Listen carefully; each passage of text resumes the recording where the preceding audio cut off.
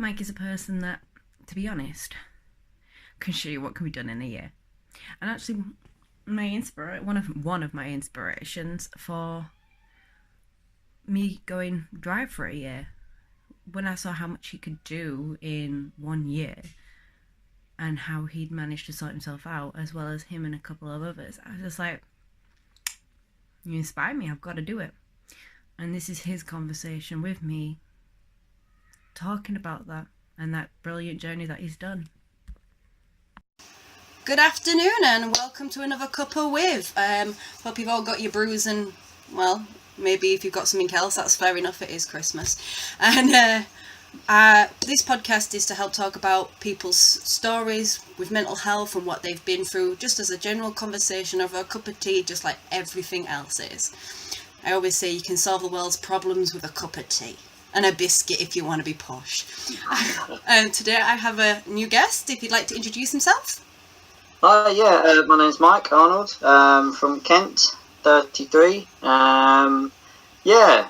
Just recently achieved a year drink and drug free, and a bit of a history with depression and anxiety and everything as well. So good to be here. Thank you very much, and thank you for being here. So tell us a bit about your story then. Well, basically the sort of mental health side of things I can sort of remember happening quite early on. I remember sort of teenage years really. The drink, I sort of grew up in this environment where there wasn't much to do but go to the pub, which I think a lot of people have grown up in that sort of era. I think it's different now for kids. I'm hoping that the generation that we're sort of seeing now, they seem a bit different. They've got a much better attitude towards alcohol, I think, personally. But sort of mid-20s was when the booze and then the drugs started to really be an issue. And then it was basically a bit of the depression wouldn't get better without the drinking. They sort of came hand in hand with me, really. So I always thought that, if I sort my mental health side out, I could drink again. And then it sort of got to the point where I thought, hey, I'm cured, let's go for a drink. And 3 months later, I was in that, suicidal pit again. So I think to really sort of get my mental health sorted, I've had to be completely absent from obviously drinking drugs as well. So basically last December was a bit of a tipping point. We all hit that, what we think is rock bottom, and then there's another one. And I got some good help this year. I actually started to receive some different help for both, basically the drug and alcohol treatment and the mental health side of things, which really made a difference. I think that makes a huge difference, finding the right, because not some counselling works for some people like AA, some people don't. I think when you find that balance for yourself, because everyone is different in their recovery, that makes a huge difference. So with the help of those two services working hand in hand, and that's basically how I'm still here today, really. Well, that's always good. So it's a strange period of time. Like in December, I always find that Christmas has an effect on people's mental health in it anyway. But what made you do that switch at Christmas, really?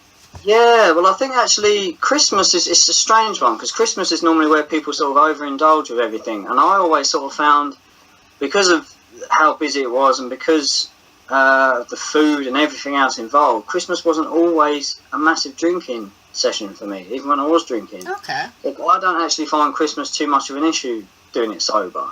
I think the mental health side of things can really kick in. I think that's when people really start to struggle, because some people are alone. It's that horrible time of year after Christmas as well. Obviously it's dark, it's cold. So I know that people can really sort of struggle after that. But Christmas itself, I've always sort of pulled through anyway, sober or not. I think it is quite a depressing time of year, January. So so we'll see how that goes. But obviously, at the moment, feeling okay. So bring it on. So you went in for the hard work. If you're going to do it the hard way. Well, this time last year, I was doing a really awful job as well. I was working sort of in London. I was getting up like 4 every day, and then sort of getting home at 9 o'clock. So yeah, whereas now I'm working local, sort of 8 till 5. That's easy. Hi. So yeah, I think that makes a huge difference because I was really tired, and just that time of year, that going out in the dark, coming home in the dark is just an awful thing. There's no gauge on time, is there? So. Yeah, I know, that's it. Come on. Sorry. No, it's okay. That's the whole part of this. She's gone. I think that's the whole point of this. So you don't. I've had people on the podcast with kids coming in and out.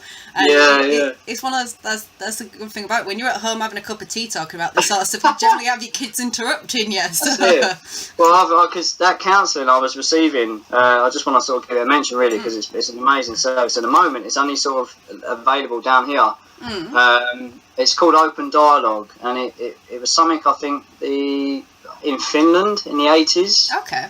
And it's basically it's because I've had so many different sort of counsellors in the past and counselling sessions, and you go to your GP, you do this, you do that, you get put into the into the circle of, and it's no good because then as soon as you're out, it can take months to get back in. Yeah.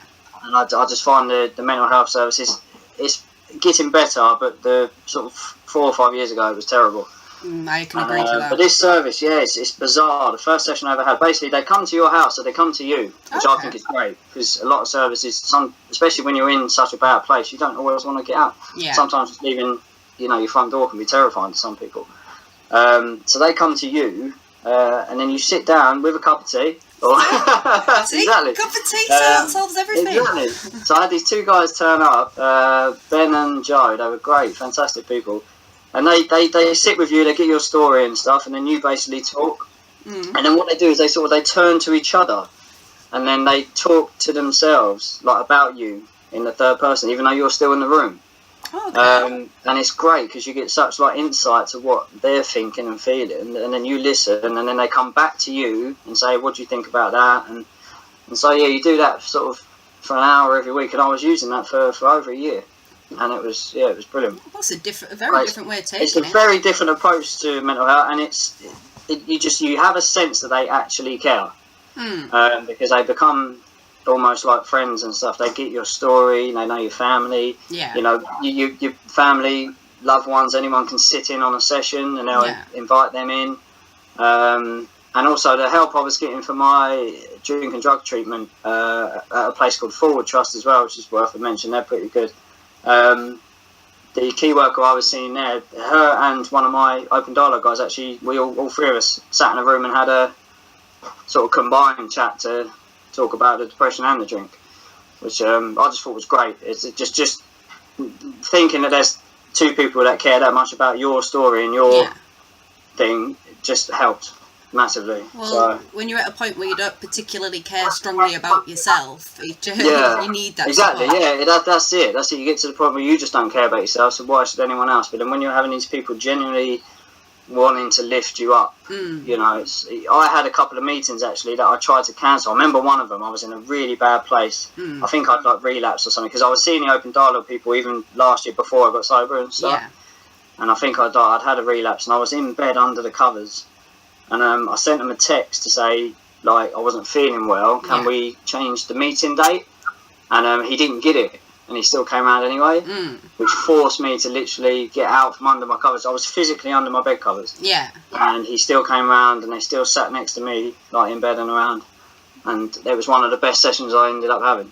Oh, that's really nice. Yeah, just so even though you're in that place, it's weird. It's like that whole, the karma thing. Things happen for a reason. I believe that him not getting that text message was a huge difference.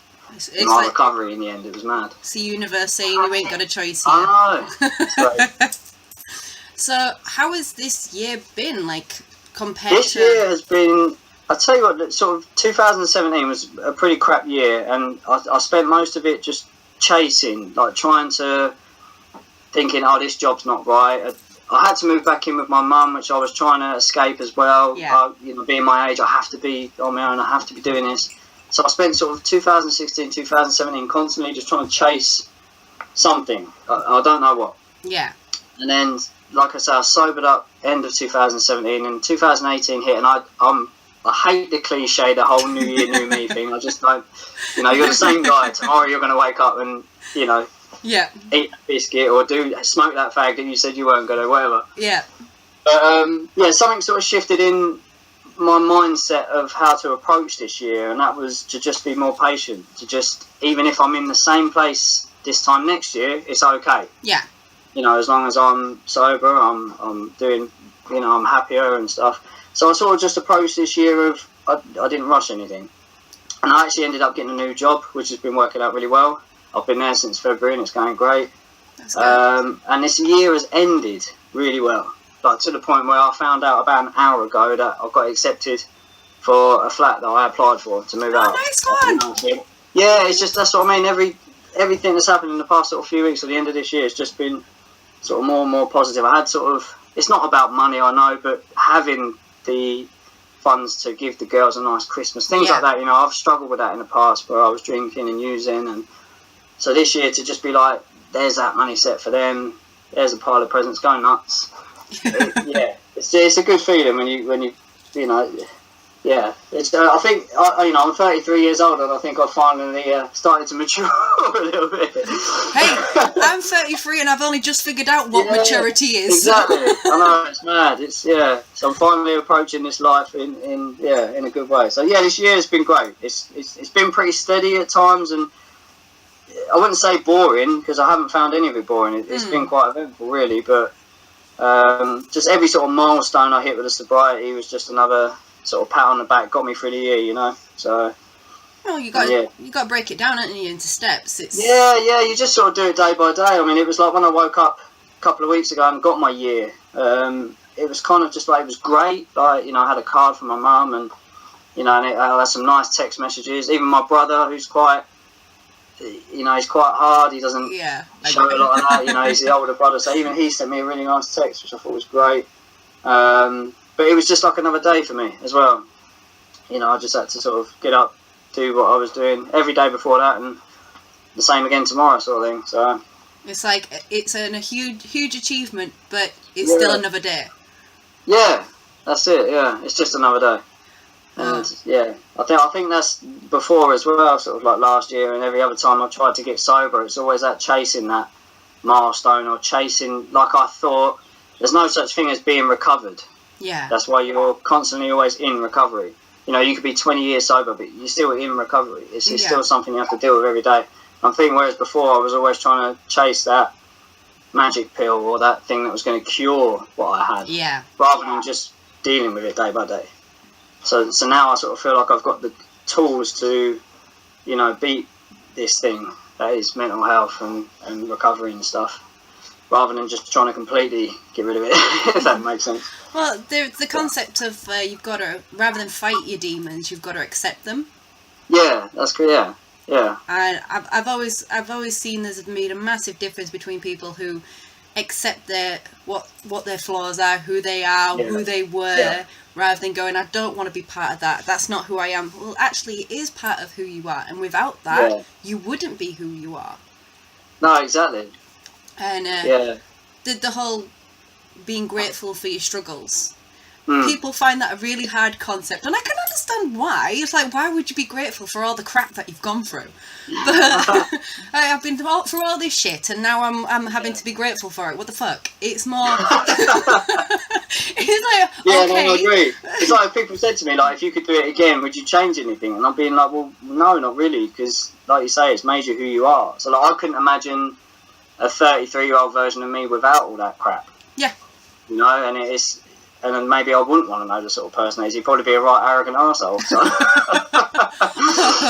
I can vouch for that for myself. So. Like most people that don't understand this stuff, it's, but yeah, it's crazy. I had I don't know if you saw it on my social media, I haven't posted it yet, but I totally forgot. Someone before Christmas from Radio 5, BBC Radio 5, got in touch with me.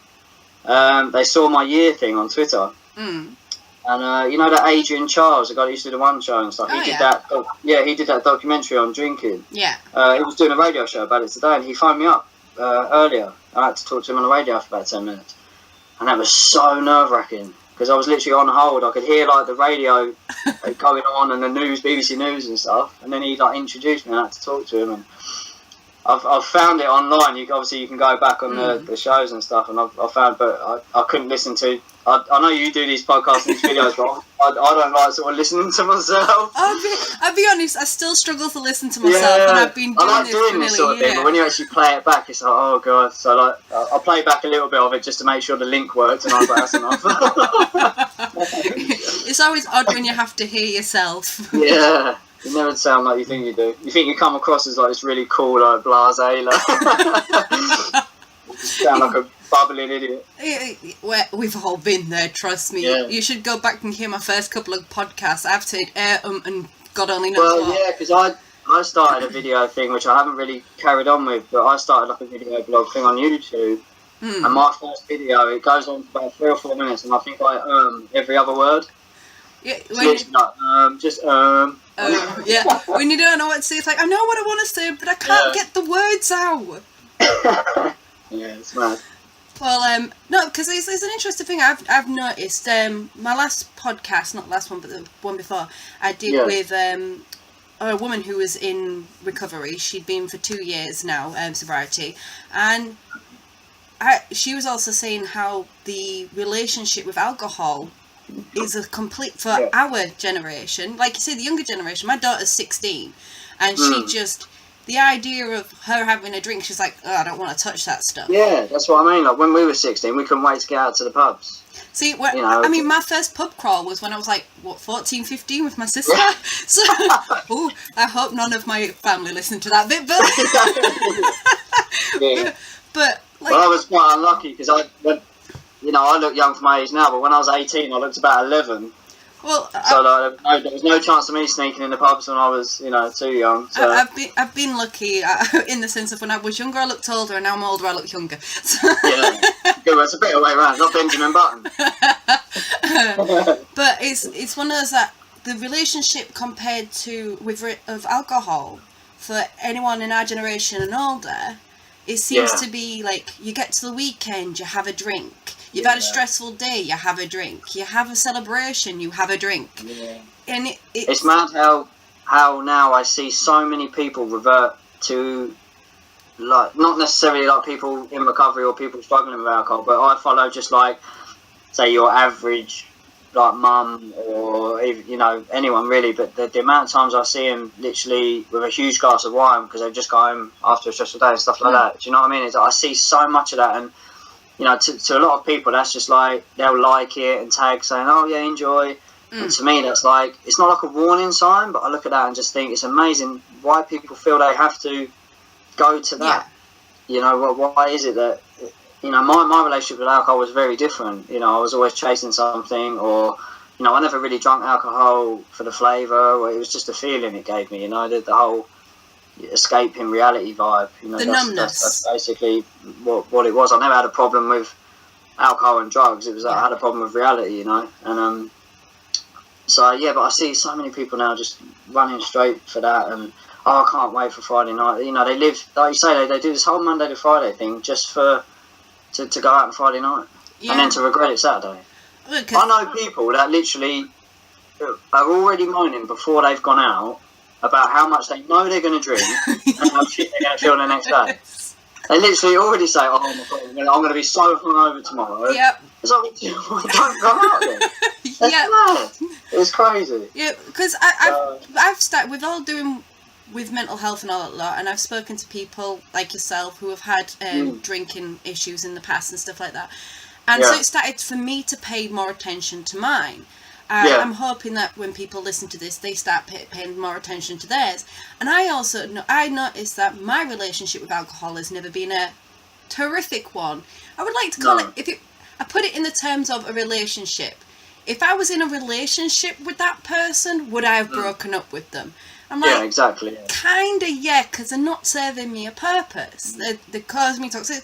You never stop at one. Like, nobody ever has one drink. If you if you can manage one drink, then you are literally drinking for the taste of it. I'm just gonna say so because you obviously just like the taste. But nobody ever I like the taste of beer, actually. I really do like, if it was, like, I actually like non-alcoholic beer because I actually like the taste of beer. I started when I sobered up first time because I've had a couple of stints trying to get sober, and last year or the year before, I used to drink sort of non-alcoholic beer, but I sort of feel like this time round I don't even touch that. Oh, fair enough. I'm very, people were kind of very on the fence with it. In recovery, it's kind of like a frowned upon thing. Like, some people think, well, there's no alcohol in it, but then other people are like, well, you're still drinking that for a reason. Yeah. Why are you drinking something that tastes like beer? Why bother? Yeah. You know, so I understand why people that aren't in recovery drink it, because if you're driving or if you, like you say, you just want the taste of that, that's great. But I think people in recovery, I think they should be very careful about non-alcoholic drinks, you know, because it still tastes like beer, really, doesn't it?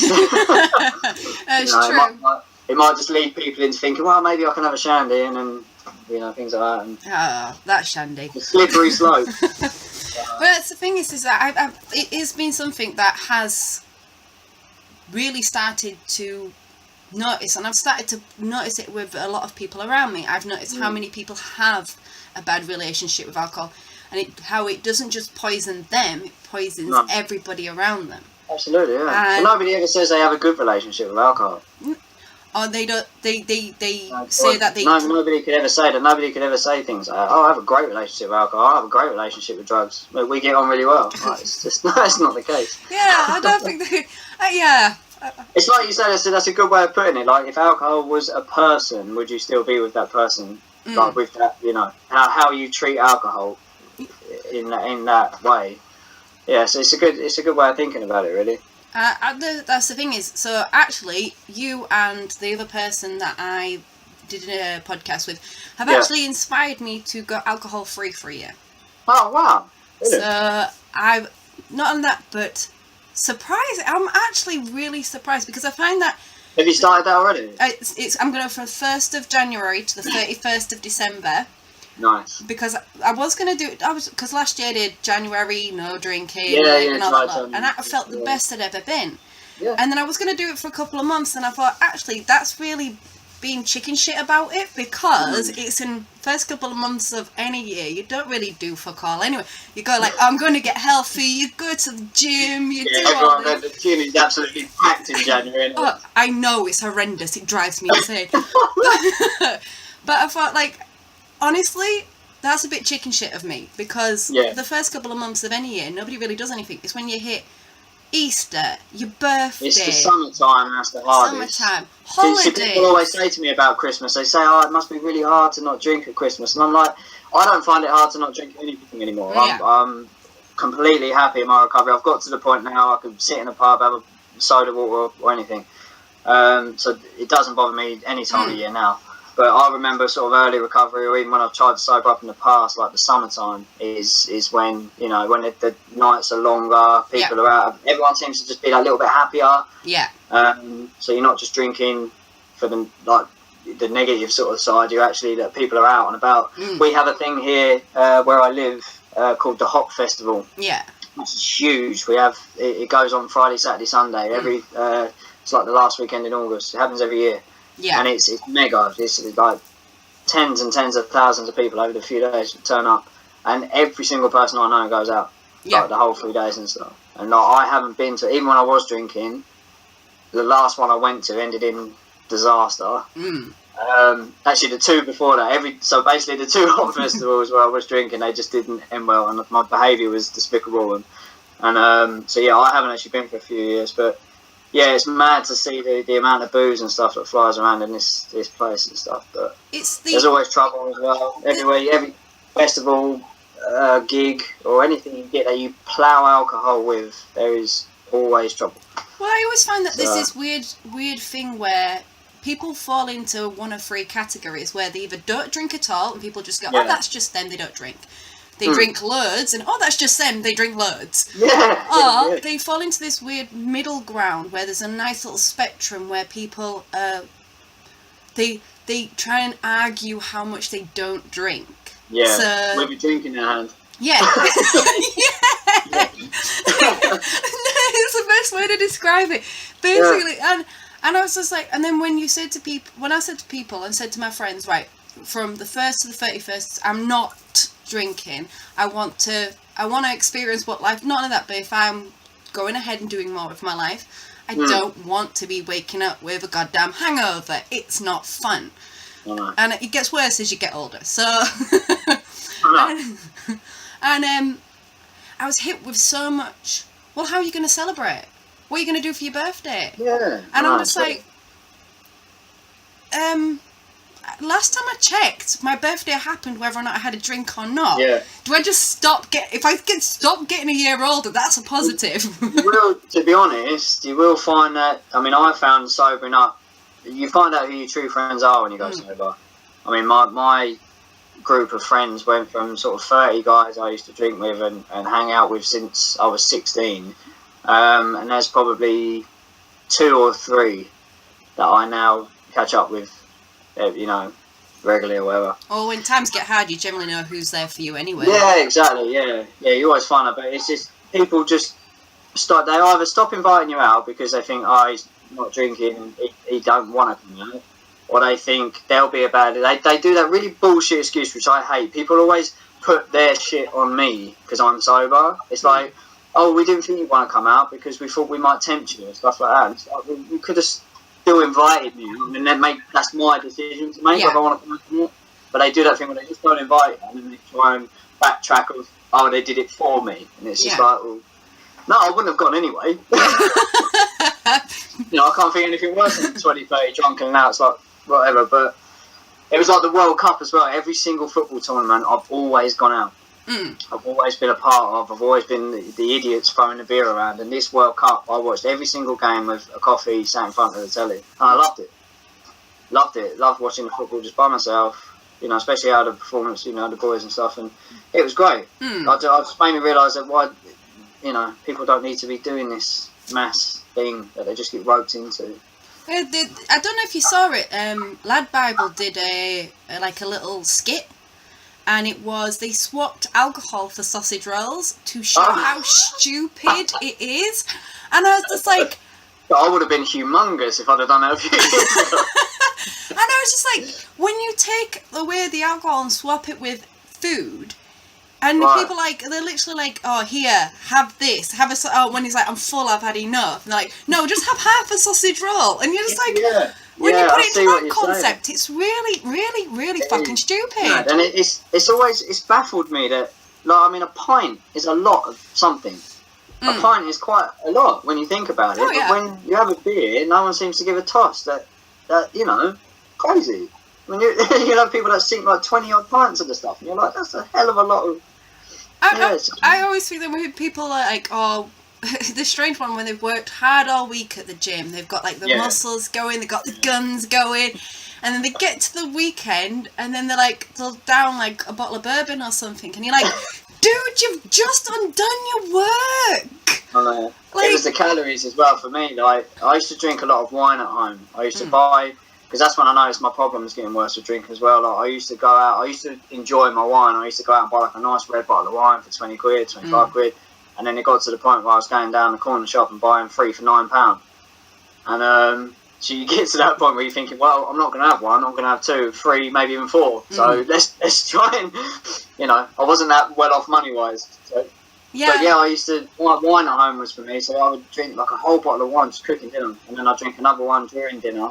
And you think like a bottle of wine is about, 2,000 calories or something? A bottle of rosé. I looked into this because I was actually intrigued. Yeah. A bottle of rosé is about 600 calories. Oh, okay. A bottle of prosecco is the best. Apparently, the best one you can drink. Right. Okay. But you're still talking 400-500 calories. I thought it was more. I thought it was about 400 calories a glass. But the thing is you got to think a person's intake of calories is. For a female, is generally 2,000 a day. Yeah. Well, people don't include what they drink; they just include what they eat. But you don't swap out your food for the alcohol. You apply it too. Doing that as well. Yeah. So it's added on, and people don't realise that you're just adding more to it. Like, I've got to ask: did you lose weight once you stopped drinking? Yeah. Oh god, yeah. Yeah, I lost about 2.5 stone. I think. I was quite, when I was, like I say, when I was drinking, that heyday of drinking wine every evening, 3 or 4 bottles every night, like I say, that you're talking 2,000-3,000 calories just in the evening in booze. I went from about 13 stone down to, I'm sort of in between 10.5 and 11 now. So. But exercise as well was a huge thing for me. I've never been into running. I've always been the guy that moans at the guys running. And then sort of last year I sort of started running. I started doing, have you heard of the mud runs, Tough Mudder? Yeah, Tough Mudder and all them, yeah. So I did a couple of them, which then led me on to the Spartan races, and I did some of them. And that's a huge thing for me. That's basically quitting booze will always be my greatest achievement, but then I sort of feel that quitting booze then gives me the opportunity to achieve other things that I would never have done drinking. I would never have gone out for a run back in my drinking days. I'd have just at home doing. See, that's what it does to you as well. It doesn't just. It just stops your creativity and just your sort of ability to want to do anything. That was what it did for me anyway. So I sort of found just little things, cleaning your house or working. I never wanted to go to work, so I was hungover, and like I say, exercise and things. It dampened everything, dampened any sort of mood or positivity when it came to things like that. So when I stopped drinking, I had all this sort of extra energy and this extra get up and go, and and I finished I did a 10k race, which I look at it now and think I could do a 10k anytime, but my first one was huge. Yeah. Oh my god, I've just done a 10k, I got my medal, and I got a bit teary at the end, and because I thought this time a few months ago I never would have done that. I look at everything I've done this year and think I never would have done that. Yeah. Without getting sober or 2 years ago and things like that. So I just think that's such a great achievement but exercise as well. That's what I was getting at. Is people never. I remember going to my GP when I was really depressed, and they was like, "Oh, stick some running shoes on," and I was like, "Fuck off." If I could put a pair of running shoes on and go outside, of course I'm going to feel better. That's obvious, but I didn't want to. I was in such a pit that I was never going to do that. Yeah. But then finally got to the point where I was putting running shoes on, and I was going out running, and I was feeling great, and I was going, "Oh yeah, they got a point." They might have something to this. Maybe I should have listened. But exercise is massive. Really, it does help a lot. I must admit, I haven't done a lot in the last month or two, but I do this thing where I blame it on the weather. Oh, it's too dark now. Oh, it's too cold now. It's you can get.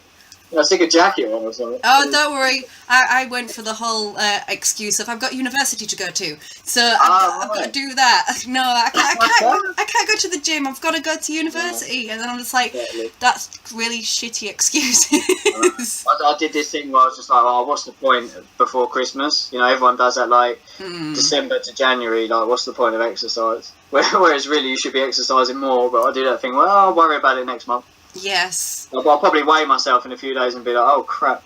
I made the vital mistake of stepping on the scales this morning. I think I nearly cried. I haven't done it yet. I've not been that brave yet. I was just like, face it. Face it. All that plaster.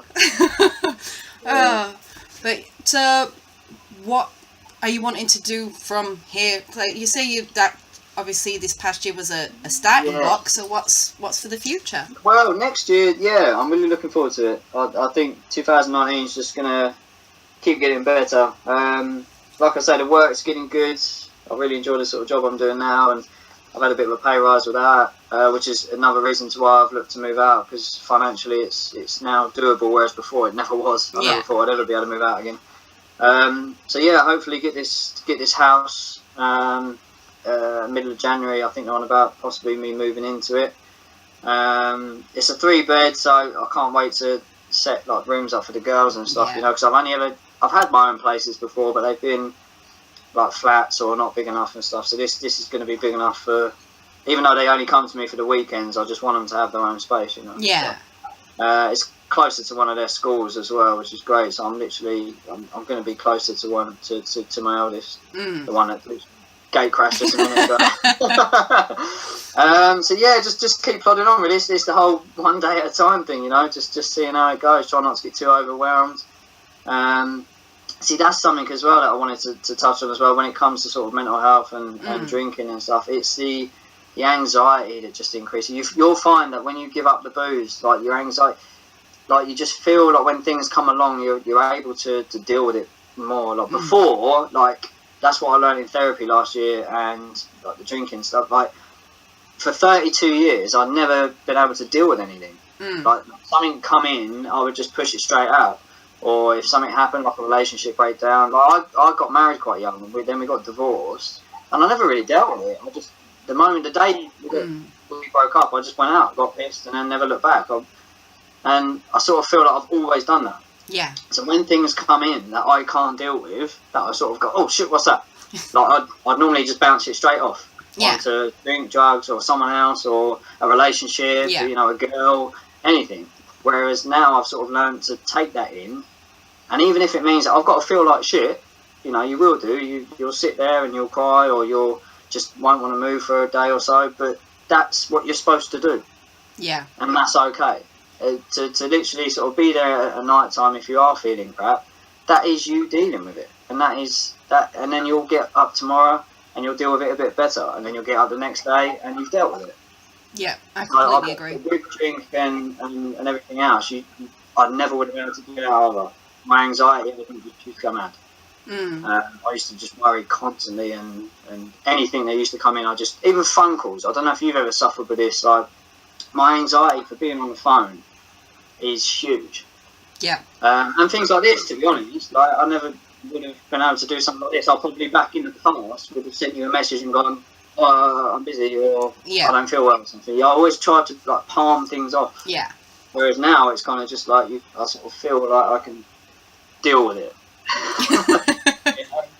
Well, we'll see what comes along. But yeah, like I say, anything that sort of does come along next year, I feel like I'm in a much better place to deal with it. So I think you've got a good point though when it says for feeling it, because we are so good at distracting ourselves from what we're feeling. Absolutely. In any shape or form, whether it be for having a drink or spending an hour on social media, just something to numb ourselves rather than actually feeling it. And I think if we was to feel it and tell ourselves it's okay to feel it, because that's the thing is I've always said that one of the main issues of mental health is that you are grown up to be told not to feel, and you're not allowed to express how you feel. Especially our generation, I think it's getting better now.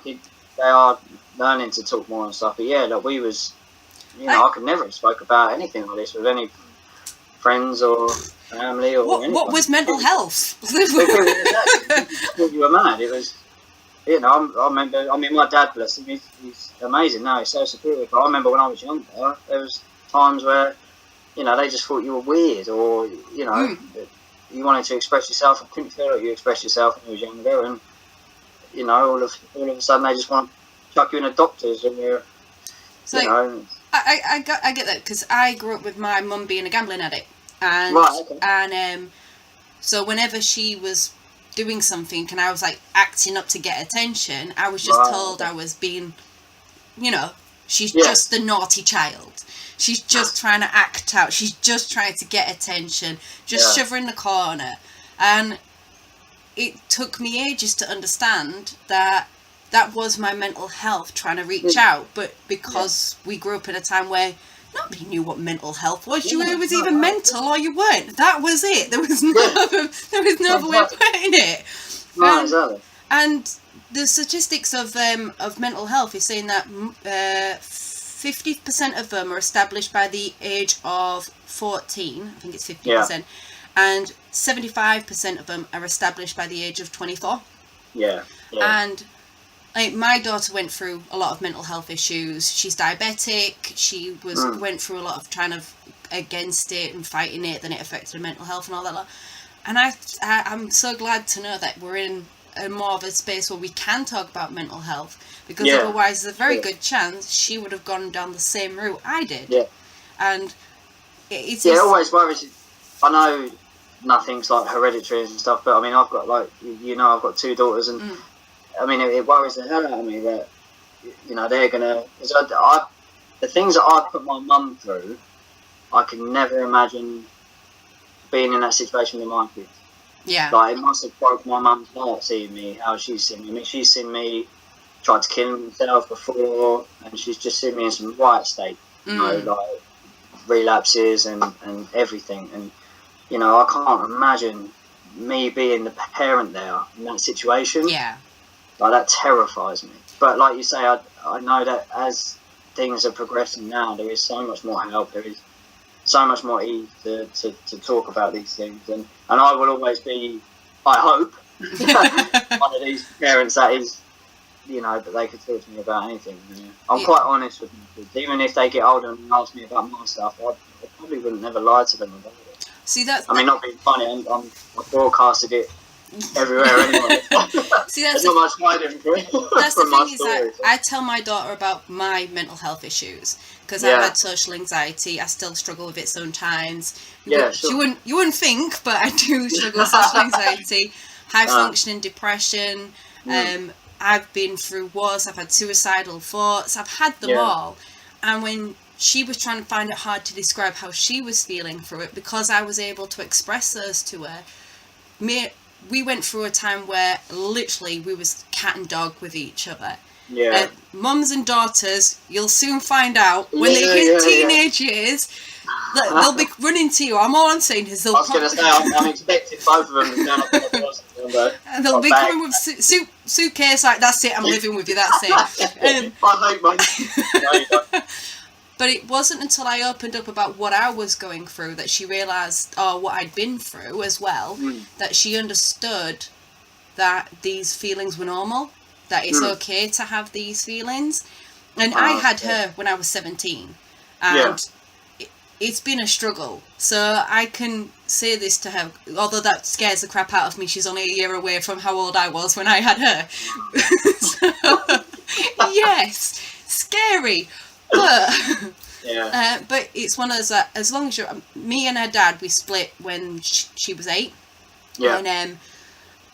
But we've always been very honest with her. We've never hid anything from her. When anything was going on, we was open. She asked questions. That was it. And I think that's the best way you can really be with it. And you think that's obviously helped her a lot more? You think it could have gone a much different way if you hadn't been so honest? Do you think? She's had suicidal attempts, and it was horrendous to watch. It was. That's like I was just discussing. I can't imagine it as a parent. And it was horrendous to see, but in the complete breakdown, we was able to build back up again. But even through all of it, we was completely honest. And also the thing of having people get this a bit funny, but I always say it, like, understand their mental health, but don't let them be a shit. Like, it's the best way to, because my son's autistic, and people go, oh, well, he's got mental health issues with being autistic. No, if he's been a little shit, he's been a little shit. I love my children dearly, but if they're little shits, they're going to get told off. Like, they're going to get disciplined. Yeah. And I think that's the thing. As long as you've got the structure as well as the openness, is a nice balance between the two, because you're able to have that open conversation.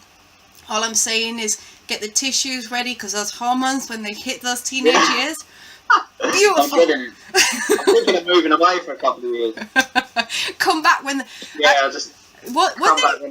When they hit 16, 17, they're usually coming out of it. So my daughter's coming out of it now, so just brave it through the worst part. You'll be fine for the rest. Right. But with your own experience, I found that, because I have my own experience with my daughter, that she can have hers. Like, she can express how she feels, because rather than going, you don't understand me, slamming door and running off, I can go, actually, yes, I do. When I was going through all this, I had you. I had to deal with everything that was going on, and these are the things that I felt. These are the things, this is the way I manage. You might cope the same, you might not cope. It depends, but here's my coping mechanisms. They might help you. And having that open conversation, something that I never had when I was growing up, that I make sure that she has now. And I think we were very similar as a family. We just didn't talk about anything. I mean, even to the point where, like, in therapy last year, my mum had sat in with me, and we'd been open and spoke about stuff, and then we'd sort of leave that therapy session and then to almost go back to not really talking about things. I think my mum was so worried to upset us about anything that she just didn't tell us anything. And I don't know. Bless her. I mean, I love my mum dearly. She's been there for me, constantly. And it just, I just feel that maybe if people were more open in their family situation, it's so hard this day as well, because obviously back then you had people with the stiff upper lip and nobody really wanted to discuss anything. And now you've got the generation where kids won't lift their heads up from their phones for 5 minutes to talk to their parents. Yeah. So even though the parents now are probably at that different generation where they want to talk to their kids and be open and honest like you are with yours, now the kids don't want to listen. We've gone from like one to the other, Well, I think it's not that just they don't want to listen; it's they've got something good enough to distract them. So. Yeah. But I guess we didn't have as many distractions growing up in the 80s as well. bad haircuts. Oh God, my mum did my haircuts. It was always terrible. I've got curly hair, and she'd cut my fringe. It was never good. No. I looked like I'd got a dodgy perm by the time I'd finished. I remember my mum getting a perm once. I'm pretty sure my dad did once as well. We've got a photo somewhere. He says he didn't. I'm sure me and my brother saw a photo years ago. Okay, I need to find it. See, my mum decided to get a perm once, and she looked like she had the worst dodgy afro going. Yeah. So funny the things you get onto. We're coming to the end, so I would like to say thank you. Oh no, you're welcome. Good. If there's anything you want to say to people, if they want to reach out, if they want to find you, well, I'm on Instagram. I can't actually remember my username on Instagram. I think it's Mike_Arnold_. And I'm on Twitter as well, as I think it's Mikey Arnold with a stupid amount of M's. But yeah, Mike Arnold, if they want to find me on anything like that. And also, anyone struggling with the drink stuff, we have an online community on Twitter where we use the hashtag Recovery Posse, which is a phenomenal bunch of guys. Like, honestly, I speak to these guys daily. There's people from Canada, the States, South Africa, all over, and we talk to each other literally every day. So yeah, anyone that's thinking about sobering up or just wants a bit of advice, even yourself. I mean, I think we talk on Twitter as well. Yeah. Don't we? Just reach out on there. The guys are great, and they've helped me a lot. So, and it's nice to be in a position now where I feel like I can then do that for others. It's all about giving back, isn't it? They say. Yeah. So my last question. Oh, is this the one that this is the question that I ask everybody, but I never tell them to the end. Right, okay. Right. You are about to meet a person that has gone through everything, or is about to go through everything that you've gone through. Okay. They're about to go through all your ups, your downs, your issues, your drinking, everything like that. They're just about to go through it all. You're not allowed to tell them. You're not allowed to tell them a thing. All you can do is give them 3 pieces of advice. What would it be? Wow. Okay, you didn't prep me for that one at all. Right, okay, 3 pieces of advice. That is tough. Because I would, to be honest, it's really tough because I picture myself, obviously as you do, in that situation. Like I can't imagine. Like when I was at my worst, there wasn't a lot of things that people could have told me for me to then believe that it does get better. Yeah. But it does get better. Yeah. It really, really does. So I'm not sure about sort of 3 pieces of advice, but yeah, that's a really tough one. That's a really, really tough question. I told you I'd wait till the end and see what your reaction was. I know, you got me there. It's really hard because there's so many. I hate all the typical cliches. I mean, so many people say, "Oh, keep your chin up" and stuff like that. But it's one of them things that I don't think until you're ready yourself. Yeah. To get better, nothing else is going to work. Like for me, my mental health and recovery and everything, it had to get to the point where I myself was ready. Yeah. To receive the help, because you could have the best help in the world, you could have the best rehabs, the best resources, but until you're at that place where you're ready to listen. So I guess that's one is that. But I don't think I could give you 3. I'm sorry. There's 2. It does get better, and obviously, it's like I say, it's getting to that point where you are completely ready to listen. Do it for yourself and nobody else. Do it for yourself, yeah. When you're at that point where, because even with me through mine, just quickly, like I always thought I was doing it for like my girlfriend at the time or my kids. I always thought that I'd put everyone through so much shit for years that I got to the point where I had to pay back. Yeah. And that's not the case. I always found this really, really hard in early recovery. They told me to now, I've come through to now put myself first. Yeah. And I was like, well, hold on, I've been doing that for years of using. Yeah. So how can I now come out of that to then put myself first? But what they meant is there's no point in even trying relationships or having kids or anything until you put yourself first. Because now that I have put myself first, I've come out the other side, I'm now the best dad I can be. Yeah. I'm the best son and brother and friend I can be. So I have to put myself first to make everything else. It's the oxygen mask theory. You've got to put your mask on first to help others. Yeah.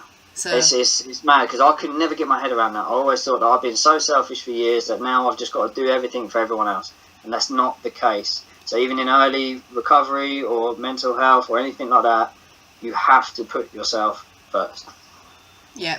I always think there's your strongest quality can be your best. It's like your worst quality can be your best quality, because it's always the flip side. There's always. But that's exactly what they told me. Like the same recovery, like they said, you've been so selfish for so many years, in using and putting yourself first in that way, taking drugs and drinking. You've already learned the skill. Like you say, it's just to now flip it. So to flip all the negative shit to positive.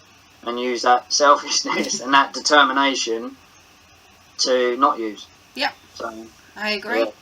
Yeah. So what I'll do is when I upload this, I will put little links for people to find you. And, that'd be great. Yeah. And I'll put your hashtag up for anybody who wants to join. Yeah, in. Recovery Posse. Yeah, check us out because that's like I say, that's a great community online. So it's not just we use it for recovery, but there's people struggling with sort of mental health and everything as well. So. Yeah. It's always good when you've got a tribe that you can go to. It is, really, because the thing is that the AA thing didn't really work for me. And also I just want to put that out there as well, just quick, that so many people are forced, like AA's forced upon them, early sobriety. It's like, you won't get sober without AA and stuff, and that's not the case. Like, I'm over a year sober, and I didn't need it.